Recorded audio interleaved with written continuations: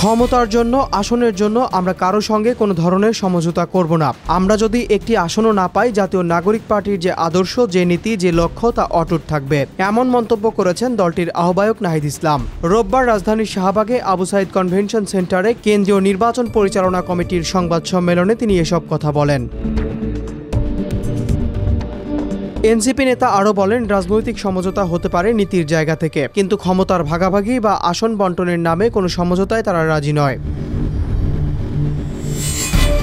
এ সময় দলের মুখ্য সমন্বয়ক ও নির্বাচন পরিচালনা কমিটির প্রধান নাসির উদ্দিন পাটোয়ারি নির্বাচনী মাঠে বর্ধিত চাপ ও বাধার চিত্র সামনে আনেন। তিনি অভিযোগ করেন, এনসিপির সম্ভাব্য প্রার্থীরা প্রচারণায় গেলে পাচ্ছেন এবং তাদের পরিবারের সদস্যরাও নিরাপত্তায় আছেন। এছাড়াও তিনি দাবি করেন, প্রশাসনে এখনও দলীয় নিয়োগপ্রাপ্ত ব্যক্তিরা প্রভাব বিস্তার করছেন, যা অবাধ নির্বাচনের পরিবেশকে বাধাগ্রস্ত করছে।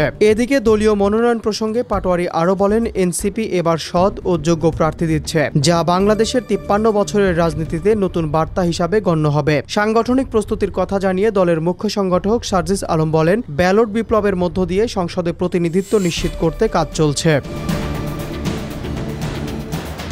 অন্যদিকে মনোনয়ন প্রক্রিয়া সম্পর্কে জ্যেষ্ঠ যুগ্ম সদস্য সচিব ডাক্তার তাসনিম জারা জানান, এ পর্যন্ত 1484 জন মনোনয়ন ফরম সংগ্রহ করেছেন। রোববার ও সোমবার 2 দিন ধরে সাক্ষাৎকারের পর চূড়ান্ত প্রার্থী তালিকা প্রকাশ করা হবে।